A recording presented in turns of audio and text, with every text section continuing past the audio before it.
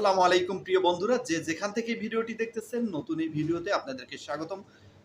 গুরুত্বপূর্ণ একটি নিউজ নিয়ে আপনাদের মাঝে হাজির হলাম। খুবই এক্সাইটেড, কারণ বর্তমান পরিস্থিতিতে যা ঘটতেছে তা আপনাদের মাঝে শেয়ার না করে আর পারতেছি না। আর এই ডক্টর ইউনূস সম্পর্কে কথা বলবো এবং প্রবাসীদের যে সুখের দিন, শুভ দিন আসতেছে বা চলতেছে সেই সম্পর্কে একদম বিস্তারিত কথা বলবো। বিষয়গুলো কিন্তু খুবই ইম্পর্টেন্ট। যারা প্রবাসে থাকেন, বিশেষ করে যেকোনো দেশে, অথবা যারা নতুন প্রবাসে আসতে চাচ্ছেন, সবার জন্য জানা অত্যন্ত জরুরি।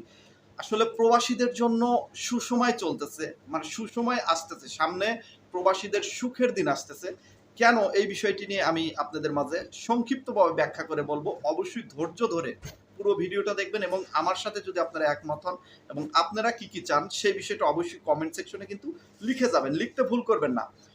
আসলে ডক্টর ইউনূস স্যারকে কে থামাবে? আমাদের প্রিয় অন্তর্বর্তীকালীন সরকার, আমাদের প্রিয় প্রবাসীদের অভিভাবক। আমি প্রবাসীদের অভিভাবক হিসাবে তাকে নির্বাচিত করেছি। সকল প্রবাসীদের নিয়ে উনি যেভাবে চিন্তা করেন, আসলে নিজের ফ্যামিলি বা নিজের ছেলে মেয়েকে নিয়ে যেভাবে মানুষ চিন্তা করেন, সেইভাবে কিন্তু উনি প্রবাসীদের নিয়ে চিন্তা ভাবনা করতেছেন। বিশ্বাস করেন, আমি এই কথাটা বলতেছি, আপনি বিশ্বাস করেন, আপনি আমার এই কথার সাথে মিলিয়ে নেবেন। যদি একটা বছর ডক্টর ইউনূস সরকার যদি টিকে যায়, একটা বা দুইটা বছরই যদি টিকে যায়, তাহলে প্রবাসীদের সুখের আন্ত থাকবে না। প্রবাসীদের যে ৯ দফা দাবি আছে সেটা তো পূরণ হবেই। এরপরেও কি কি সুযোগ সুবিধা ফ্যাসিলিটি দেওয়া যায় আমাদের চাইতে হবে না। ডক্টর ইউনূস স্যার নিজে থেকে নিজের উদ্যোগ গ্রহণ করবেন। কারণ কিছু কিছু বিষয় আমি সত্যি অবাক হচ্ছি। আপনারা অলরেডি জানেন যে একটা যে বিষয় ফেসবুকে ভাইরাল হয়েছে, ৭টা বা ৫টা টপিক নিয়ে একটা নিউজ ভাইরাল হয়েছে যে ডক্টর ইউনূসকে থামাবে কে? এ কি শুরু করছে? মানে দেখেন, আসার সাথে সাথে এয়ারপোর্টের সম্পূর্ণ কার্যকারিতা চেঞ্জ। এয়ারপোর্টের সম্পূর্ণ কিন্তু ব্যবহার চেঞ্জ, এয়ারপোর্টের সুযোগ সুবিধা চেঞ্জ, এয়ারপোর্টের সব ধরনের উন্নতি সাধন করা হয়ে গেছে অলরেডি। মানে আগের সরকারগুলো দিক নির্দেশনা দিয়ে তদন্ত কমিটি গঠন করে বারবার চেষ্টা করেও কিন্তু এই কাজগুলো কিন্তু করতে পারে নাই। নিজেদের ভিতরেই ছিল দুর্নীতি, লোভ লালসা, আহ, সব জায়গায় মারিং কাটিং দিয়ে ভরা ছিল, যার কারণে যে কোনো সিদ্ধান্ত নিলেই তাকে সেই সিদ্ধান্তটা কার্যকারিতা হতো না। তো বর্তমান সরকার কিন্তু অলরেডি ৬টি সিদ্ধান্ত নিয়েছেন এয়ারপোর্টে। যেমন সিদ্ধান্ত নিয়েছেন যে লাগেজ তাড়াতাড়ি যেন আসে, এয়ারপোর্টে যাত্রীদের হয়রানি বন্ধ, তারপরে এয়ারপোর্টে যাত্রীদের টেলিফোন সুবিধা, এয়ারপোর্টে যাত্রীদের ওয়াইফাই, ফ্রি ওয়াইফাই, তারপরে এয়ারপোর্টে ইমিগ্রেশনে যেন তাদেরকে হয়রানি না করা হয়, সম্মানপূর্বক যেন তাদেরকে স্যার বলে ডাকা হয় অথবা তাদের সম্মান দিয়ে কথা বলা হয়, এ টু জেড। এবং প্লেনের যে আমরা টিকিটের বিষয়টি নিয়ে কথা বলেছিলাম, একটা খুশির খবর যে প্লেনের টিকিটের যে সিন্ডিকেট সেটাও ধ্বংস হতে চলেছে অচিরেই। আসলে যারা তারপরে যে ভিসা সিন্ডিকেট নিয়ে বিশেষ করে যারা কাজ করেন, তাদের জন্য সুখের দিন শেষ হয়ে আসতেছে। আপনারা যা কামাইছেন তা ভুলে যান, ভবিষ্যতে যা কামাবেন এই বিষয়টি ভুলে যান, কারণ ভিসা সিন্ডিকেট সম্পূর্ণ ধ্বংস হতে চলেছে। ভিসা সিন্ডিকেট দূর হয়ে যাবে যদি ডক্টর ইউনূস স্যার যদি টিকে থাকে। আমাদের প্রবাসীদের পূর্ণ সাপোর্ট, পূর্ণ আস্থা থাকবে তার উপর, যেন উনি একটু বেশি দিন, লং টাইম জানি বাংলাদেশটাকে সুন্দরভাবে গড়ে তারপরে যেন একটা শান্তিপূর্ণ নির্বাচন দিয়ে চলে যায়। আর এর আগে আমি রাজনৈতিক দল যে বিষয়গুলো তাদেরকে অনুরোধ করবো, আপনারা অবশ্যই একটু চাপাচাপি কম করবেন, কারণ যে তাকে একটু দেশটা সুন্দরভাবে গড়তে দেন। প্রত্যেকটা সেক্টর দুর্নীতিগুলো দূর করতে দেন। তো যে বিষয়টি বলতেছিলাম, আমার টপিক এটা না, আমার টপিক হলো প্রবাসীদের নিয়ে আমি কথা বলি। সেটা হচ্ছে ডক্টর ইউনূস স্যার প্রবাসীদের জন্য যেন একটা দেবদূত। হঠাৎ করে যে কোনো সরকার আসলেই কিন্তু প্রবাসীদের জন্য এত কাজ হবে না, যে সেটা হোক নির্বাচিত যে কোনো সরকার। ডক্টর ইউনূস থাকলে যে পরিমাণ কাজ হবে, এবং উনি শুধু মুখ দিয়ে বলবেন যে এটা করো, হয়ে যাবে, সাথে সাথে হয়ে যাবে, আমরা আগে হয়ে যাবে। যে কোনো সিদ্ধান্ত নিলে তো হতে, বাস্তবায়ন হতে অনেক সময় লাগে, কিন্তু উনি শুধু মুখ দিয়ে বলবেন, বের করবেন, সেটা হয়ে যাবে। পেনশন সুবিধা নিয়েও অনেক শোনা যাচ্ছে ২ থেকে ৩ মাসের ভিতরেই ইনশাল্লাহ পেনশন সুযোগ সুবিধা চালু হয়ে যাবে। এই বিষয়টি নিয়েও কথা পর্যাপ্ত চলতেছে। আরও যে প্রবাসীদের দাবিগুলো আছে, ফ্যামিলি কার্ড সহ প্রবাসীদের এক্সট্রা নিরাপত্তা, যেমন ব্যাংকের যে একটা বিষয় আছে, বিনা জামানতের লোন, তারপর প্রবাসী কল্যাণ ব্যাংক থেকে যে সহজে লোন পাওয়া যায় না এই বিষয়টি নিষ্পত্তি, মানে সম্পূর্ণ কিন্তু ধীরে ধীরে হয়ে যাচ্ছে। আসলে বাংলাদেশটা এখন অস্থিতিশীল পরিবেশ, সব দিকে সমস্যা, অর্থনৈতিক সমস্যা, তারপর রাজনৈতিক সমস্যা, পলিটিক্যাল সমস্যা, নানা রকম সমস্যা তাকে ফেস করতে হচ্ছে, যার কারণ উনি যে প্রপার ওয়েতে কাজ করবেন সেটা কিন্তু হচ্ছে না। আমাদের ধৈর্য ধরতে হবে এবং তাকে সাপোর্ট করতে হবে প্রপার ওয়েতে কাজ করার জন্য। ডক্টর ইউনূস আসলে কে? ডক্টর ইউনূস এমন একটা লোক যিনি মানে তার সম্পর্কে আপনারা হয়তো আইডিয়াই নেই যে তিনি কত উপর লেভেলের লোক। বর্তমান পৃথিবীর ১০ জন সর্বোচ্চ সম্মানিত ব্যক্তির ভিতরে তিনি একজন। পৃথিবীতে এমন কোনো পুরস্কার নেই যেটা উনি পাননি। এমন কোনো পুরস্কারই নেই। পৃথিবীর সবচেয়ে যে ৩ টা বড় পুরস্কার, নোবেল শান্তি পুরস্কার থেকে শুরু করে আমেরিকান অ্যাওয়ার্ড, আরো যে অ্যাওয়ার্ডগুলো আছে মানে ছোটখাটো তো হিসাবই নেই। মানে ওনার যে আমি লিস্টটা দেখলাম, লিস্টটা যারা সামনে অথবা পরীক্ষা দেবেন, অনেক চাকরির ভাইবা বোর্ডে দেখবেন, এইগুলো বিষয় নিয়ে মুখস্থ করে রাখেন। কারণ এগুলো থেকে প্রশ্ন আসবে যে ডক্টর ইউনূসের যে পুরস্কারগুলো কোন জায়গায় তান কি পুরস্কার পাইছে, জাতিসংঘের তান কি পুরস্কার পাইছে, আমেরিকার তান কি অ্যাওয়ার্ড পাইছে, বা শান্তিতে কোন জায়গায় কি অ্যাওয়ার্ড পাইছে, কি কাজ করে কোন অ্যাওয়ার্ড পাইছে, এগুলো পড়াশোনা করেন। যারা সামনে জবের জন্য অ্যাপ্লাই করবেন ছাত্রছাত্রী ভাই ও বোনেরা, তারা অবশ্যই এগুলো পড়াশোনা করবেন, কারণ এটা ভবিষ্যতের জন্য আপনার উপকারে আসবে। তো যে বিষয়টি বলছিলাম, ডক্টর ইউনূস সম্পর্কে একজন আমেরিকার একজন লোক কথা বলেছেন, একটু কথাটা শুনি আমরা দেখি। বাংলাদেশের তরুণ ছাত্র সমাজ, তোমাদের ভাবছি আজকে মোহাম্মদ ইউনূস সম্পর্কে কিছু বলবো। তোমরা জানো বাংলাদেশ থেকে অতীতে অথবা যে কোনো সময় কেউ যদি আসে তাহলে আমেরিকার একটা মাছিও জানে না যে কেউ ভিজিট করছে, কিন্তু মোহাম্মদ ইউনূস হচ্ছে তার এক্সেপশন।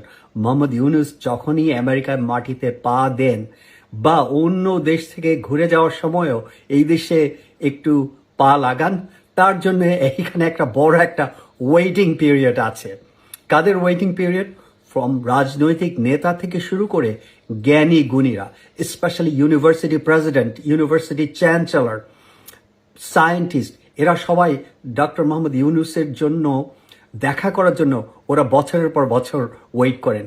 মোহাম্মদ ইউনূস হচ্ছেন দুনিয়ার একজন অন্যতম ব্যক্তি যার জন্য এই দেশের নামি দামি গুণী লোকেরা, বিলিয়নাররা, তারা মাসের পর মাস ওয়েটিং লিস্টে থাকে এবং ওয়েট করে থাকে।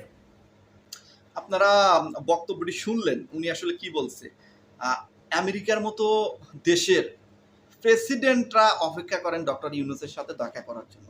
শুধু প্রেসিডেন্ট না, আমেরিকা যখন ডক্টর ইউনূস যান, আমেরিকার যে বড় বড় বিশ্ববিদ্যালয়গুলো আছে সেখানে যে চ্যান্সেলর আছে, বিশ্ববিদ্যালয়ের যে ভিপি গুলো আছে বা বিশ্ববিদ্যালয়ের যে প্রফেসরগুলো আছেন, সবাই বছরের পর বছর অপেক্ষা করেন যে ডক্টর ইউনূসের সাথে হয়তো 5 মিনিট একটু কথা বলবে। এই জন্য আপনি চিন্তা করতে পারেন বাংলাদেশের মতো একটা দেশে, যেখানে ওই জায়গাতে এত বড় একটা বড় মাপের লোক অবস্থান করতেছে, কিন্তু বিগত বছরগুলোকে আমাদেরকে ভুল বোঝানো হয়েছে, নানা রকম তার সম্পর্কে কুৎসা রটিয়ে বা নানা রকম তার সম্পর্কে খারাপ ধারণা দিয়ে মানুষকে কিন্তু ভুল বোঝানো হয়েছে তিনি কতটা শক্তিশালী।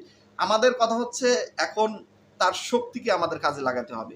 আমাদের প্রবাসীদের নিয়ে যেহেতু উনি অনেক চিন্তা ভাবনা করতেছেন, তার মানে আমাদের প্রবাসীদের বিষয় নিয়ে যদি উনি কাজ করেন, যেমন যে কোনো দেশে বলেন, অ্যাম্বাসিগুলোতে অলরেডি কিন্তু উনি কিন্তু অ্যাম্বাসির যে দূতাবাসগুলো আছে, প্রত্যেকটা দেশের দূতাবাসে কিন্তু সব কর্মী প্রায় উপর লেভেলের গুলো, নিচুর লেভেলের না, উপর লেভেলের গুলো কিন্তু ছাঁটাই করে নতুন করে জয়েন করে দিয়েছেন। মানে উনি শুধু একটা ফোন করবেন, যে যেমন আমি কুয়েত থাকি, কুয়েতের রাষ্ট্রপ্রধানকে অথবা কুয়েতের যে দায়িত্বরত আছেন প্রবাসীদের কাজ নিয়ে, যে যারা দায়িত্বরত আছেন তাদেরকে শুধু একটা ফোন করবেন, কাজ হয়ে যাবে। ফোন করে কি বলবেন, কাজ হয়ে যাবে। সৌদি আরব একই অবস্থা, মালয়েশিয়া একই অবস্থা। সৌদি আরবের যে দূতাবাসের যে প্রধান, উনি কয়েকদিন আগে মিটিং করলেন ডক্টর ইউনূসের সাথে, যে সকল প্রকার সহায়তা করা হবে।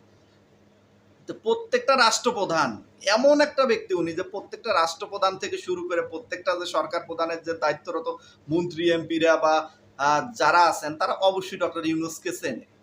ডক্টর ইউনূসকে চেনে না এমন কোনো আসলে মানে উপর মহলের লোক নেই বললেই চলে। আপনি একটা ছোট্ট একটা গল্প বলি আমার অভিজ্ঞতা থেকে, মানে আমার সাথে ঘটে যাওয়া।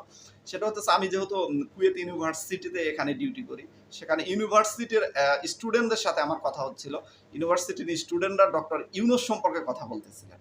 তো উনি যখন প্রেসিডেন্ট হিসাবে বাংলাদেশে যখন শপথ নিলেন, তখন এই বিষয়টি নিয়ে ইউনিভার্সিটির স্টুডেন্টরা বলতেছিল যে ইনি ডক্টর ইউনূস, এই ডক্টর ইউনূস সম্পর্কে আমাদের লেকচারাররা, মানে ওনাদের টিচাররা ওনাদের লেকচার দিয়ে তার সম্পর্কে বলেন। তার যে 3-0 তত্ত্ব আছে, 3-0 তত্ত্ব সম্পর্কে আপনারা কারা কারা জানেন?